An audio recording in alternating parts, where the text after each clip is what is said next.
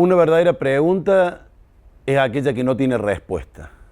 Por eso uno aceptó el convite ante el cuestionamiento a dónde va la clínica médica.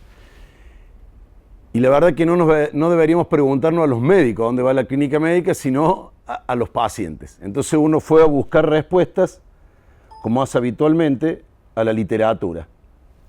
¿Y hacia dónde va la clínica médica? Intentó responderlo John Berger en su libro Un hombre afortunado y dice: no hay muchos médicos que sepan diagnosticar bien. Ello no se debe a que carezcan de conocimientos, sino que son incapaces de comprender todos los datos posiblemente relevantes, no solo los físicos, sino también los emocionales, históricos y medioambientales.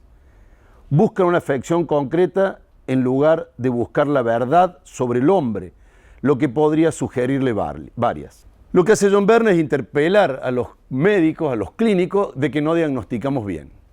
Si uno esto lo traslada a cifras epidemiológicas, podría coincidir con John Berger, en el sentido de que las enfermedades más prevalentes en el mundo, por caso las enfermedades cardiovasculares o las enfermedades psiquiátricas, de las cuales cada vez conocemos más, cada vez sabemos más y cada vez hay mayor cantidad.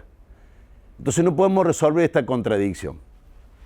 3000 años antes de Cristo, los hombres en un lugar que se llamaba Babel decidieron construir una torre.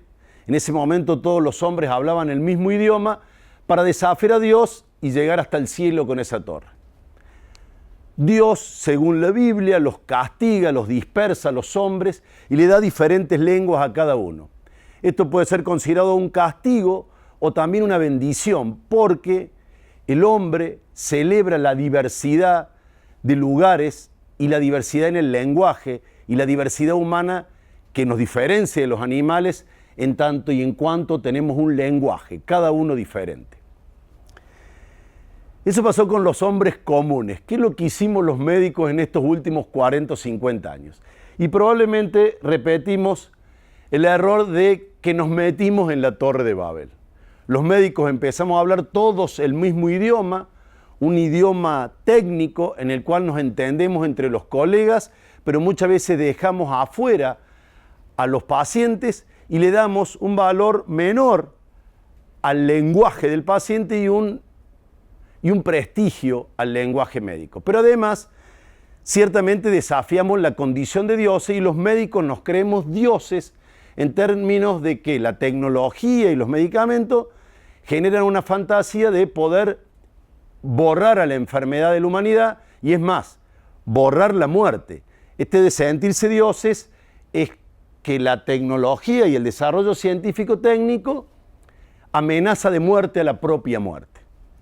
Pero sabemos cuál es la diferencia entre Dios y los médicos y es que Dios no se cree médico. En el mundo han sucedido varias transiciones que lo vamos a resumir en tres. Una transición demográfica, una transición epidemiológica de las enfermedades y una transición tecnológica. La transición demográfica, esto es un gráfico de la Organización Mundial de la Salud en la cual el mundo, los hombres tienen menos hijos y deciden morirse más tarde. Eso hace que la expectativa de vida crezca y la clínica médica, como la medicina en su conjunto, se ha geriatrizado, o sea, cada vez atendemos pacientes de mayor edad. ¿Cómo adoptó la asistencia médica esta transición demográfica? Y por ahora no la llevamos bien, porque en un mundo donde la gente dura cada vez más, las consultas duran cada vez menos, igual que los objetos, ¿no? Antes uno le regalaba un reloj, una heladera para toda la vida. Ahora se renueva la obsolescencia de los objetos. Pero los hombres viven cada vez más y las consultas duran cada vez menos. Antes los clínicos atendíamos a determinado horario de la mañana o de la tarde. Hoy las grandes instituciones dan turnos cada 15 minutos o menos. Eso hace que vivamos cada consulta clínica de manera taquicárdica y obligados a un taquidiagnóstico con un taquitratamiento, con las consecuencias que eso trae. Eso deviene de un ritmo y un estilo de vida en el cual los pacientes no tienen tiempo para ir al médico y los médicos no tenemos tiempo para atender a nuestros pacientes, lo cual evidentemente genera este desencuentro que John Berger dice que los médicos no diagnosticamos bien. Con lo cual, lo primero que podríamos definir o acordar es que una consulta médica sin tiempo no es una consulta médica. Y cuando decimos tiempo, decimos dinero, digamos. Porque en un modelo donde la exigencia es cierta productividad o nivel de estudios y pacientes atendidos, no toma como valor el diagnóstico o la salud del paciente. Entonces nos vemos exigidos, tanto médicos como pacientes, a lograr una resolución en 10-15 minutos de la complejidad que significa el diagnóstico en la clínica. ¿Cómo sería una consulta sin tiempo? Abuelo tiene 90 años, por eso le duele la rodilla izquierda. Y el abuelo, que no por sonso llegó a los 90, le dice: disculpe doctor, la rodilla derecha tiene la misma edad y no me duele. ¿Cómo sucedería una consulta con tiempo, donde le damos la posibilidad al paciente de que hable? Estoy obligado a informarle, dice el médico, que usted padece el síndrome de Márquez. Disculpe doctor, ¿y eso es grave? Todavía no lo sabemos, señor Márquez. O sea que cada paciente es único, diferente, irrepetible y obliga al profesional a escucharlo. Estas son imágenes de Greenwich. Cuando Inglaterra era un imperio, decidió, bueno, acá empieza la hora 0, 1, 2, 3, los meridianos. Y a partir de ahí surge la hora. Entonces deberíamos pensar desde hace muchos años cuándo sucede la enfermedad, en qué tiempo y en qué lugar sucede la enfermedad. Y preguntarnos también por qué la medicina está tan apurada. Y en la medicina predominan gran cantidad de relojes, pero pocas brújulas hacia dónde va la clínica médica. Explicitada, digamos, la transición demográfica que tiene que ver con los tiempos que corren, veamos qué pasó con las enfermedades, qué pasó en estos últimos 50 años con las patologías. Hubo un cambio en los patrones de enfermedad, en donde fundamentalmente cambiaron las patologías infecciosas agudas por las crónico-degenerativas. El ejemplo típico es el VIH-Sida, irrumpió, era tremendamente fatal y hoy es una enfermedad crónica que con tratamiento es equiparable a una diabetes, hipertensión o esclerosis múltiple. Y otro cambio que hubo, que tiene que ver con esta transición demográfica, que hemos sido enseñados en que hay una enfermedad única y hay un tratamiento único. Y ahora los pacientes que llegan a nuestra consulta, que tenemos que atender rápido, tienen pluripatologías y tienen comorbilidades.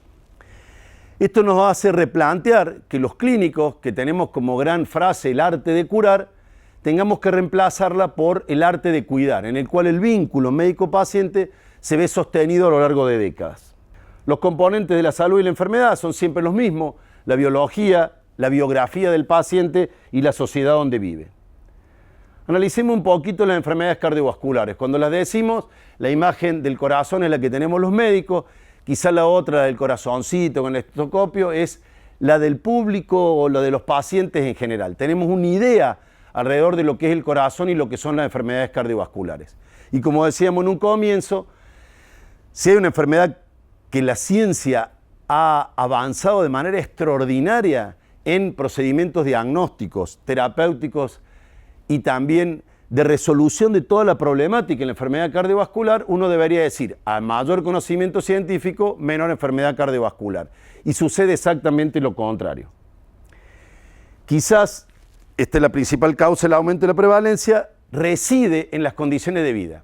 Quizás, decía, porque desde la investigación nos hemos ido metiendo cada vez más adentro de la persona. Antes la ocultábamos, le hacíamos un eco, una resonancia, una cine.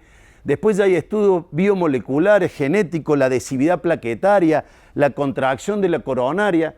Hemos desentrañado los mecanismos íntimos del infarto y a pesar de haberlo desentrañado, se nos escapó cada vez más que alrededor del corazón hay una persona y que a su vez esa persona tiene hábitos, tiene costumbres, tiene condiciones de vida e interactúa con otras personas. Entonces esta mirada de una problemática tan grande en magnitud y tan compleja, mirarla a través del orificio del microscopio nos ha quitado una mirada global y quizás ahí resida uno de los elementos que hace que los pacientes o la sociedad en su conjunto diga ¿cómo? Cada vez se sabe más y cada vez hay más enfermedades.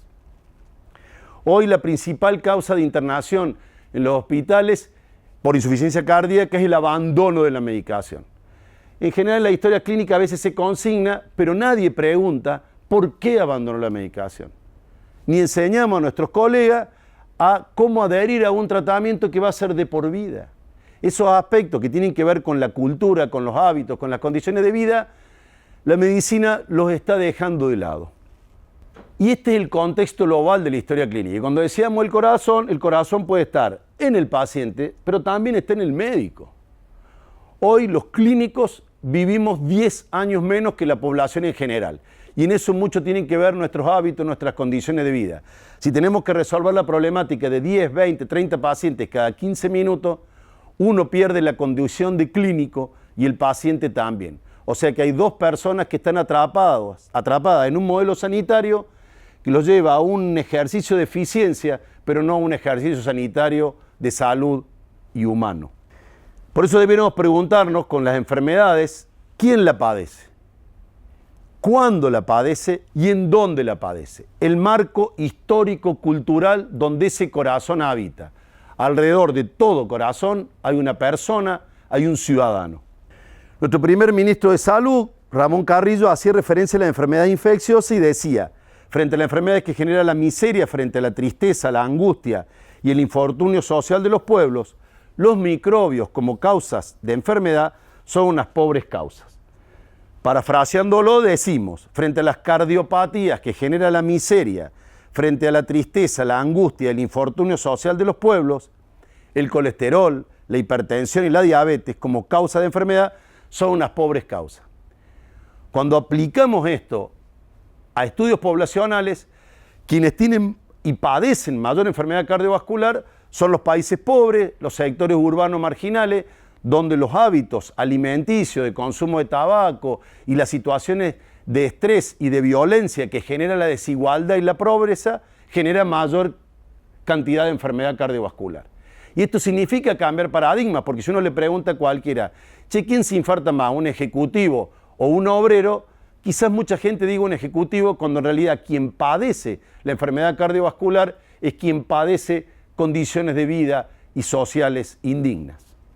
Por mi origen cordobés hacemos referencia siempre al humor y tomando un ejemplo de Rudy Paz, vemos cómo la cultura, o sea, los hábitos sociales, terminan generando, siendo la causa principal de las enfermedades cardiovasculares. Ahí lo ven a don Oscar, que antes subía por la escalera, se lo ve delgadito, ponen ascensor, entonces ya no camina tanto, se compra un auto y adquiere este aspecto físico corporal de obeso y que tiene que, para resolver sus enfermedades, gastar una cantidad de dinero que fue el que supuestamente se iba a ahorrar en comodidad.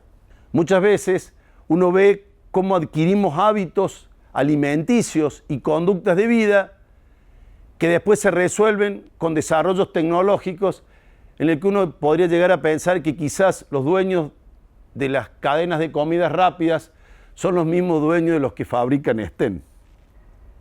¿Cómo es la educación médica hoy? Enseñamos fundamentalmente los aspectos biológicos de las enfermedades, muy poquito de los aspectos emocionales o biográficos y casi nada de los aspectos sociales. Pero cuando analizamos los causales de enfermedad, como veíamos en las enfermedades cardiovasculares, la biología tiene un espacio menor, mayor la biografía y el medio ambiente físico-social. Un pequeño apunte en cuanto a lo biográfico, no hemos podido reproducir el infarto en los animales, ¿no? El infarto es una patología estrictamente humana, por condiciones humanas que exceden la biología.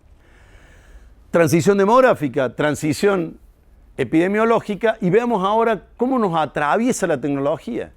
Esta charla que estamos dando hoy en Intramed la va a poder ver cualquiera de ustedes en cualquier horario del día, donde quiera, en 22 países de Latinoamérica. Esto era impensable hace muy poco tiempo atrás.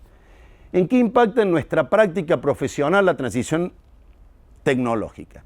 ¿En qué hemos reemplazado los sentidos por la tecnología? Antes, en el Hospital de Clínicas de Córdoba, de donde vengo, uno estaba tiempo escuchando si el ruido, el segundo ruido estaba desdoblado o no, y palpábamos el abdomen del paciente, y ahora uno mismo ha perdido esa destreza manual, esa destreza auditiva, esa destreza de los olfatos, de la mirada del paciente para poder hacer diagnóstico. ¿Y por qué es mucho más eficiente una ecografía, una resonancia magnética? O sea, la tecnología ha ido reemplazando los sentidos profesionales, pero no puede reemplazar la escucha médica. Y ahora estamos atravesados con este tema del celular, que podríamos decir que es un órgano más, el hígado, el riñón y el celular, la medicina por WhatsApp. Hoy, cantidad de consultas médicas se resuelven a través de esta red social. En este gran desarrollo de la tecnología, también podríamos preguntarnos, ¿quién es hoy el complementario? ¿El médico o los métodos de diagnóstico? Y con esta abrumadora y deslumbrante, avasalladora conducta tecnológica, podríamos preguntarnos si hacemos un uso racional de la tecnología, pero además si esa tecnología le llega a todos o solamente a algunos. ¿Y cuántas veces, de manera refleja, pedimos un estudio por caso un paciente postrado de 90 años con una enfermedad de Alzheimer en que sospechamos un accidente isquémico y le pedimos una resonancia? Si después, ¿qué vamos a hacer con esa información? No va a cambiar nuestra conducta.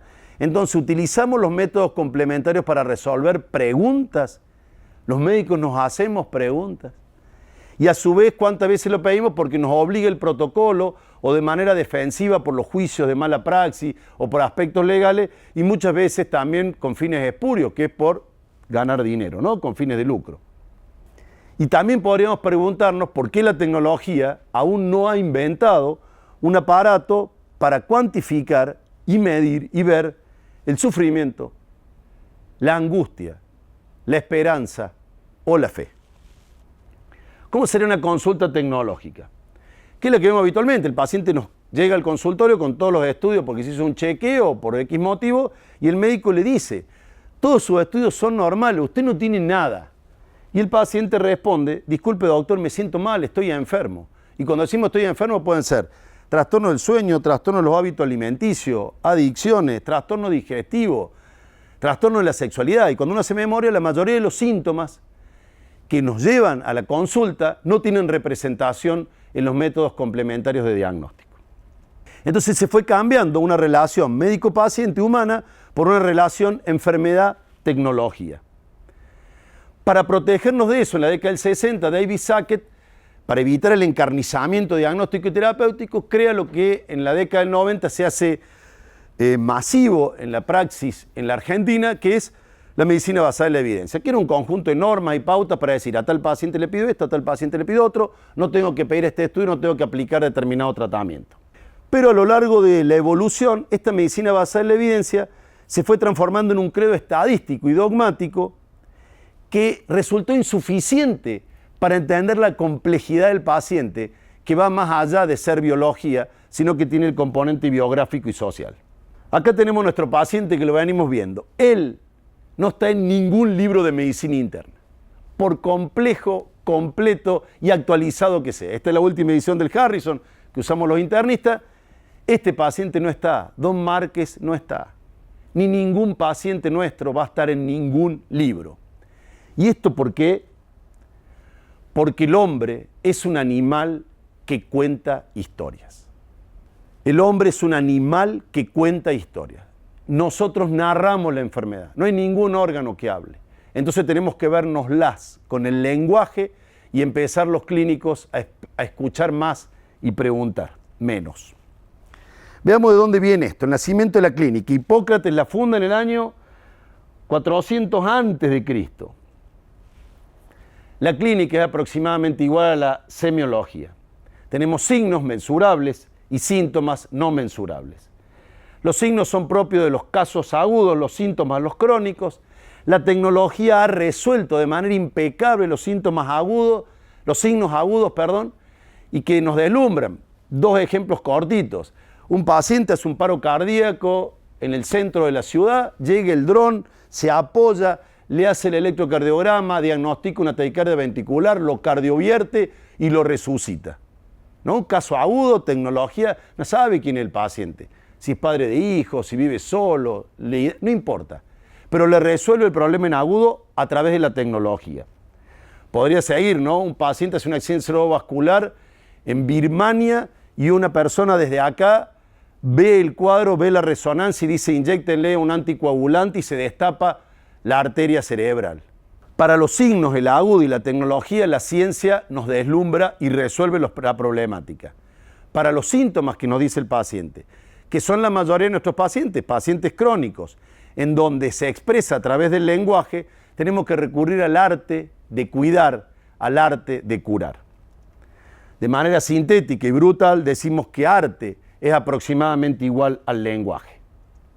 Acá ustedes dirán, uy, se le mezcló una diapositiva de otra clase.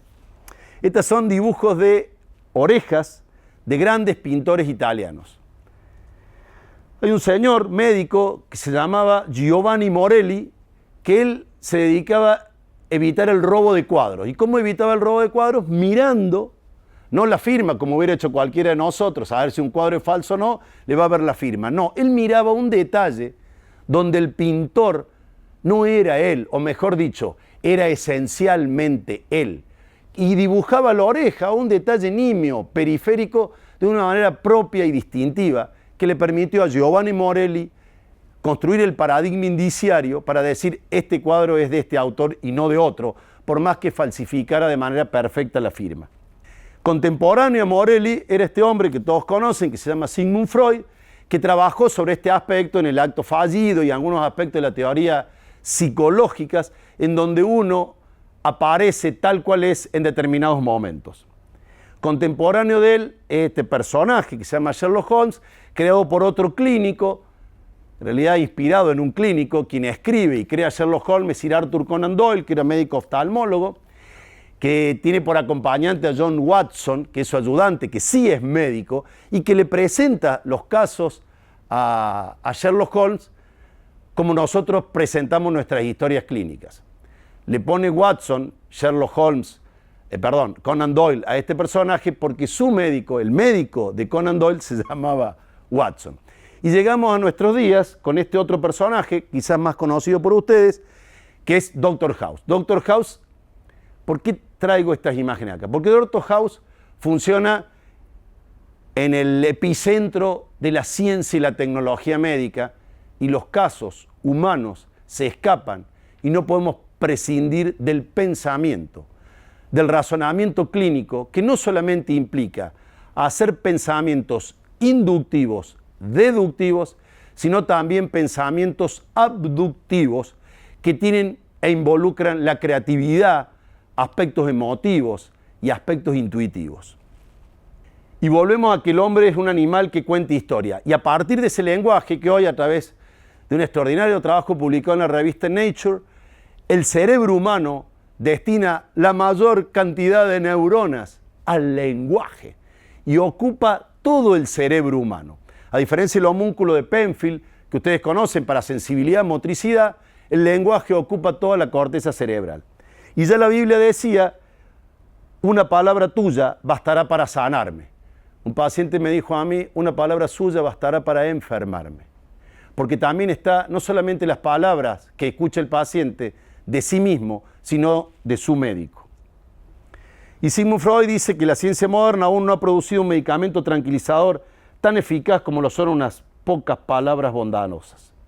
Y todo esto porque la enfermedad es muda. No habla el cáncer de colon, no habla el infarto, el que habla es el paciente. Y la palabra entonces puede ser diagnóstica y también terapéutica.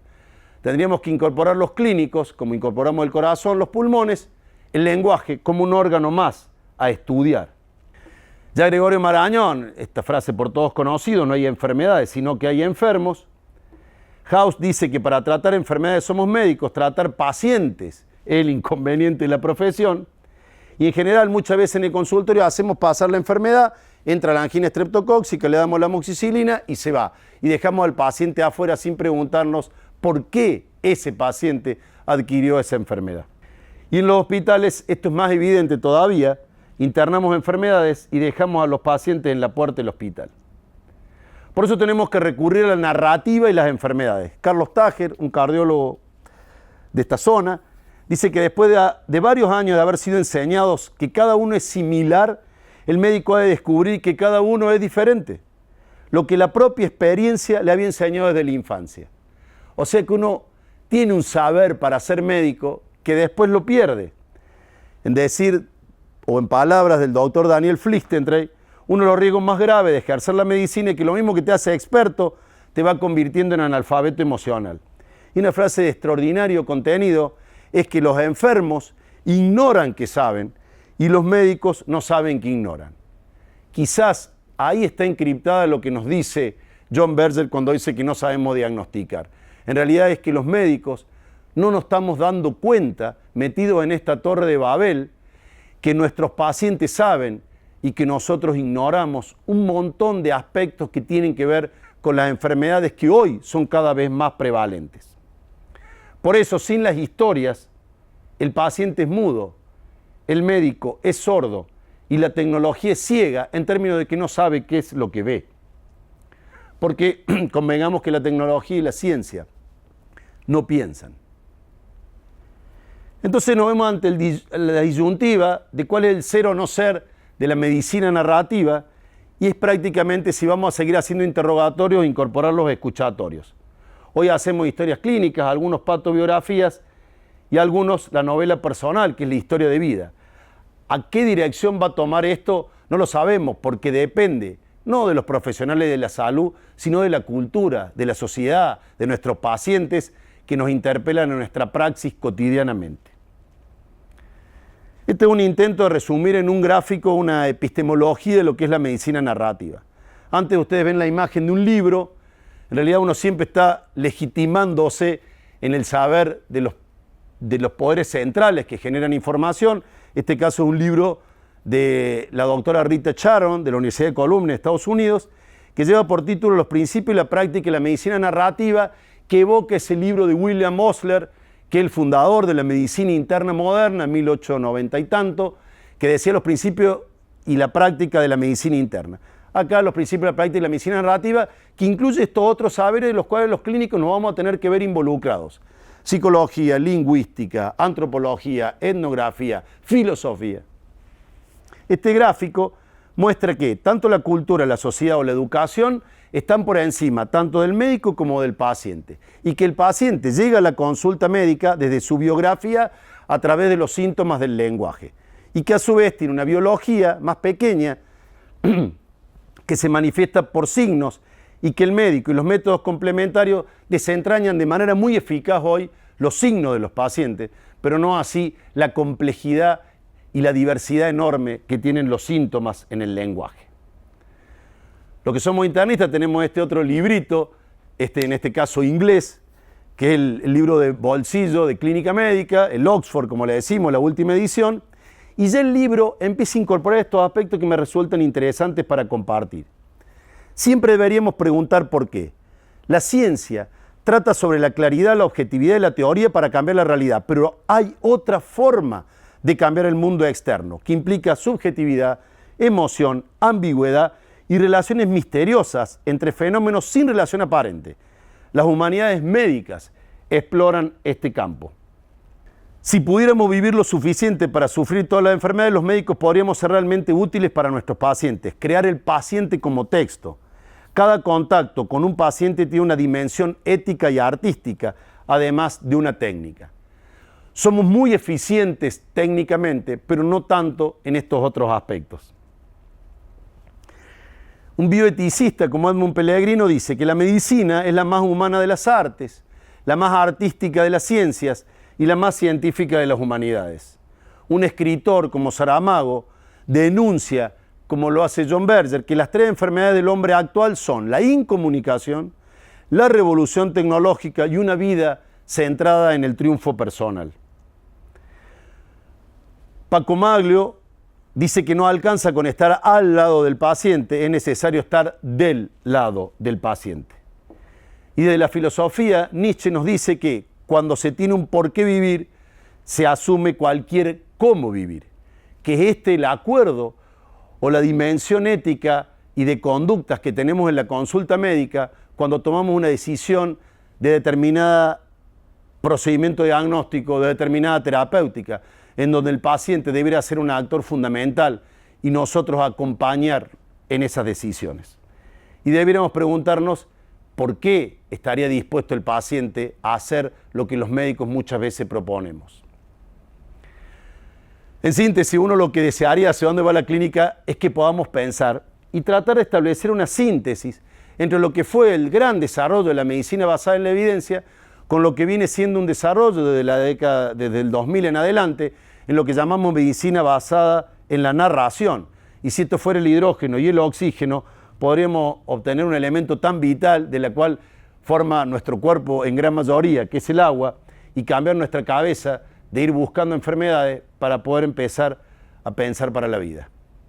Muchas gracias.